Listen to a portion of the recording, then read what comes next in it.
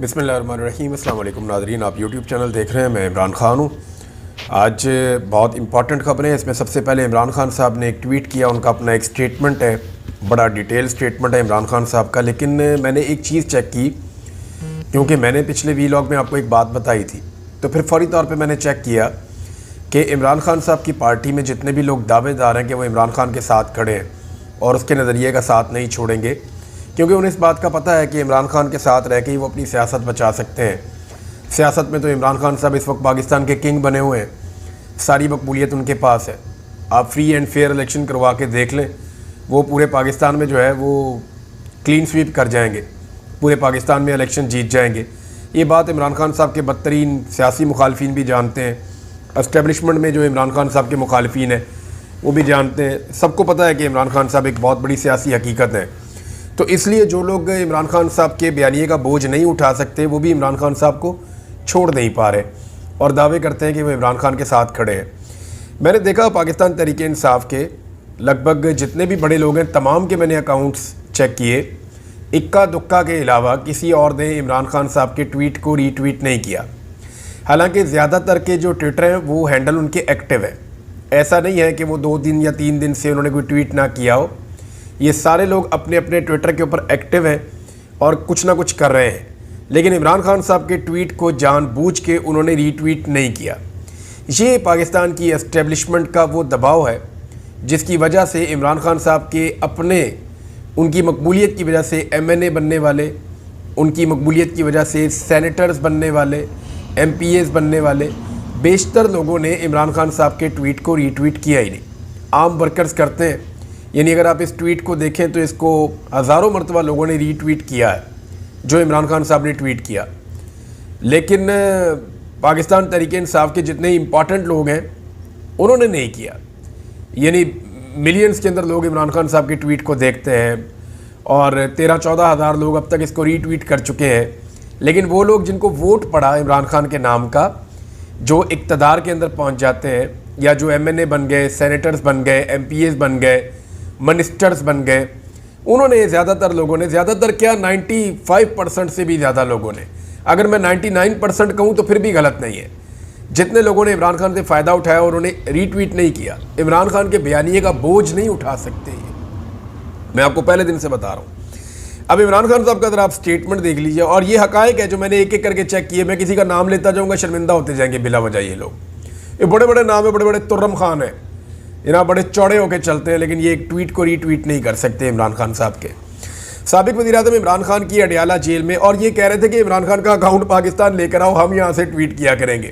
اتنی تو اوقات نہیں ہے کہ عمران خان صاحب کے ٹویٹ کو ری پوسٹ ہی کر دیں یا اس کو ری ٹویٹ کر دیں تو ان کا اکاؤنٹ پاکستان لا کے انہوں نے خاک چلانا ہے، یہ نہیں چلا پائیں گے۔ عمران خان کے بیانیے کا بوجھ عمران خان ٹھیک کہتے ہیں، یہ لوگ نہیں اٹھا پائیں گے۔ اڈیالہ جیل میں میڈیا اور وکلا سے گفتگو میں عمران خان صاحب نے کہا کہ میں نے اپنی زندگی میں پاکستان میں نافذ کیے گئے تمام مارشل لاء، یعنی ایوب خان، یحییٰ خان، ضیاء الحق اور مشرف کا مارشل لاء دیکھے ہیں۔ یحییٰ خان اور ضیاء الحق کا مارشل لاء پاکستان کی تاریخ کا بدترین مارشل لاء تھا، جس میں جمہوریت کو بالکل رون دیا گیا تھا۔ مشرف اس حوالے سے قدرے لبرل تھا۔ جو کچھ آج ملک میں جمہوریت کے نام پر ہو رہا ہے، اس کا موازنہ صرف اور صرف یحییٰ خان کے دور سے کیا جا سکتا ہے۔ مارشل لاء میں سب سے پہلے جمہوریت، آزاد عدلیہ اور آزاد میڈیا کا گلا گھونٹا جاتا ہے تاکہ عامر کی غلط کاریوں پر کوئی بھی آواز بلند کرنے والا نہ ہو۔ آزاد میڈیا چونکہ تنقید کرتا ہے، اس لیے اس کی آواز بند کر دی جاتی ہے۔ عدلیہ کیونکہ غلط فیصلوں پر ایکشن لینے کا حق رکھتی ہے، اس لیے اس کے اختیارات بھی سلب کر لیے جاتے ہیں۔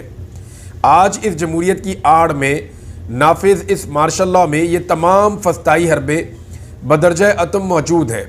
یہ کیسی جمہوریت ہے جس میں پاکستان کی سب سے مقبول اور بڑی پارٹی کے چیئرمین کا نام تک میڈیا پر لینے پر پابندی ہے؟ جیسے حمود الرحمان کمیشن کی رپورٹ کے ذریعے واضح ہوا تھا کہ یحییٰ خان نے اپنی طاقت اور اقتدار کی خاطر ملک کے نظام کو تہس نہس کیا، وہی کام آج بھی کیا جا رہا ہے۔ فارم 47 کی بوگس اور فراڈ حکومت کو بچانے کے لیے تحریک انصاف کو مسلسل کچلا جا رہا ہے اور ملک میں جمہوریت، قانون کی حکمرانی اور عدلیہ کی آزادی کا جنازہ نکال دیا گیا ہے۔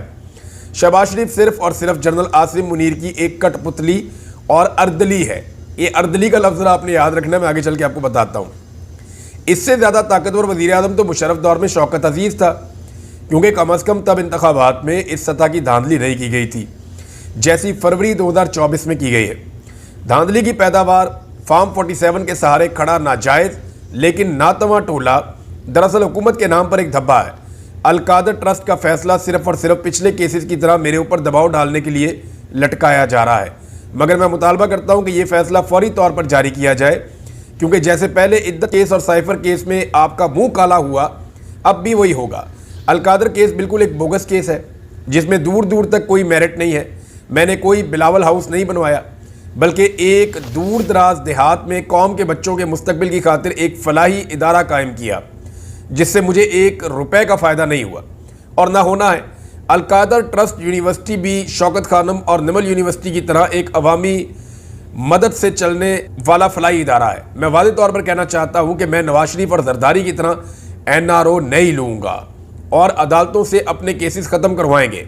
بشرا بی بی کا کسی سے کوئی رابطہ نہیں ہے، یہ محض پروپیگنڈا ہے۔ ہماری مذاکراتی کمیٹی ہی ان معاملات کو دیکھ رہی ہے۔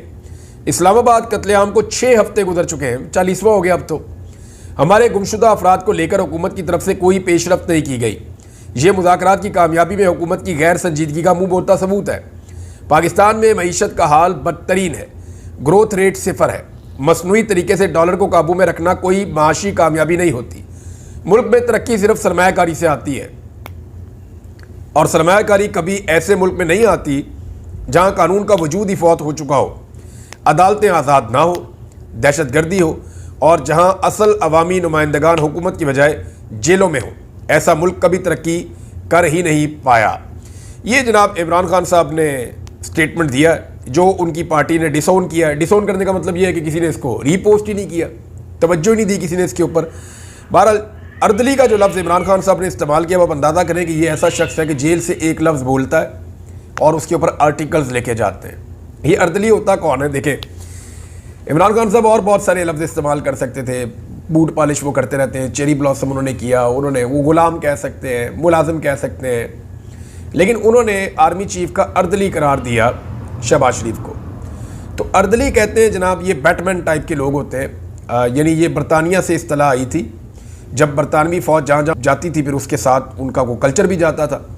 وہ یہ کرتے تھے اپنے فوجی افسران کے ساتھ جو ہے نا وہ ذاتی ملازمین رکھتے تھے، یہ فوجی ہی ہوتے تھے، انہیں یونٹوں سے ادھر ادھر سے چنا جاتا تھا۔ تو یہ جو فوجی افسران ہیں ان کے جوتوں کا، ان کی وردی کا، ان کی ذاتی چیزوں کا خیال رکھتے تھے، کھانے پینے کا، تو ان کی خدمات سر انجام دیتے تھے۔ تو آج بھی جو ہے وہ پاکستان کے اندر یہ کلچر ہے، انڈیا میں بھی یہ کلچر ہے کہ فوجی افسران کے ساتھ ان کے اردلی ہوتے ہیں۔ تو شہباز شریف کو جو ہے اسی لیے عمران خان صاحب نے اردلی کا خطاب دیا ہے اور بڑی ایک ٹیکنیکل اصطلاح استعمال کی ہے تاکہ جو ہے اس کو وہ سب لوگ بھی سمجھ جائیں جو اردلی کو جانتے ہیں کہ اردلی ایکچولی ہوتا کیا ہے۔ مذاکرات کی جو ہے وہ کوشش کی جا رہی ہے کسی طرح مذاکرات ناکام ہو جائے، لیکن ضروری یہ ہے حکومت کے لیے کہ اگر یہ مذاکرات ناکام ہو جائیں تو انہیں پاکستان تحریک انصاف پہ ہی ڈال دیا جائے، اور تحریک انصاف کے جو لوگ ہیں وہ اس میں مدد کریں گے حکومت کی، کیونکہ ہر چیز میں انہوں نے مدد کی۔ آپ دیکھیں نا، ابھی تک FIR درج نہیں ہوئی، سانحہ ہے 26 نومبر کی، کچھ کیا ہی نہیں پاکستان تحریک انصاف نے۔ ہائی کورٹس کے اندر گئے ہی نہیں متاثرین کو لے کر کے جناب اس کا بچہ غائب ہے، اس کا بھائی غائب ہے، اس کا جو والد ہے وہ غائب ہے، اس کا شوہر غائب ہے، اس کا رشتہ دار غائب ہے۔ رشتہ داروں کو لے کر آتے اسلام آباد ہائی کورٹ میں، کہتے جناب یہاں سے بندے اغوا ہو گئے، مل ہی نہیں رہے، زندہ ہیں مردہ ہیں، بتائیں ہمیں کہاں پہ ہیں۔ تو کچھ کیا ہی نہیں۔ CCTV فوٹیج کے بارے میں ہم پہلے دن سے چلا رہے ہیں، بول رہے ہیں، ابھی تک کسی نے اس کے اوپر بات ہی نہیں کی، رولا ہی نہیں ڈالا۔ انگریزی کے اندر پریس کانفرنسز کرنی چاہیے تھی، اکا دکا چیزیں کر کے تو پھر دوڑ گئے، کسی نے کچھ کیا ہی نہیں۔ تو پاکستان تحریک انصاف کی جو ایفرٹ ہے 26 نومبر کے حوالے سے وہ بڑی کمزور ہے، اور ابھی آنے والے دنوں میں آپ کو دکھائی دے گا کہ اس حکومت نے کتنے اچھے طریقے سے ٹیکل کیا 26 نومبر کو۔ میری انفارمیشن کے مطابق کچھ جعلی گواہ اب پیدا کیے گئے ہیں جو سوشل میڈیا کے اوپر اور میڈیا کے اوپر آ کر یہ سارا پروپیگنڈا کریں گے کہ جی ہم وہاں کھڑے تھے، کوئی گولی نہیں چلی، ہم نے دیکھا جی کسی کے پاس ہتھیار نہیں تھا، ہم اس بات کے عینی شاہدین ہیں جناب، کوئی گولی نہیں چل رہی تھی، کوئی ہتھیار نہیں تھا۔ چیزیں کیونکہ پرانی ہو رہی ہیں نا، ہماری قوم کو بھولنے کا مرض بھی ہے، تو بڑے طریقے سے زبردست طریقے سے ہینڈلنگ کرتے ہوئے حکومت نے اب اپنا ایک پورا نیریٹو بنایا۔ اب یہ بھی صحافی آ کر کہیں گے جناب ہم تو ڈاکٹروں کو ملے، اسپتالوں میں ملے، سوال ہی پیدا نہیں ہوتا، ڈاکٹر تو کہہ رہے ہیں یہاں پہ زخمی آیا ہی کوئی نہیں۔ تھوڑے دنوں میں آپ کو ڈاکٹرز بھی تیار مل جائیں گے، وہ بھی کہیں گے اس رات میں ڈیوٹی کر رہا تھا اور میں صبح تک وہاں پر رہا، ٹوٹل اتنے بندے آئے اور ان کو معمولی زخم تھے، ہم نے مرہم پٹی کر کے ان کو بھیج دیا، تو بلٹ انجریز تو تھی نہیں. تو اس طرح کے سٹیٹمنٹس آپ کو آنے والے دنوں میں سننے کو ملیں گے. حکومت کی طرف سے پوری کوشش کی گئی، انہوں نے ایفرٹ کیا ہے اس پہ. پاکستان تحریک انصاف نے بالکل ایفرٹ نہیں کی، لیکن حکومت کی تعریف کرنی چاہیے کہ اتنا بڑا ظلم اور جبر ہونے کے باوجود انہوں نے دیر رات لگا کر اس کے اوپر ایفرٹ کی اور اس چیز کو نیچے لے جانے کی بہت کوشش کی، جس میں وہ کچھ حد تک کامیاب بھی ہوئے ہیں. اگر اوورسیز پاکستانی یا پاکستان تحریک انصاف کا سوشل میڈیا یا میڈیا کے اوپر موجود کچھ دوست آواز نہ اٹھاتے، یعنی جیسے کہ اسلام آباد میں جو صحافی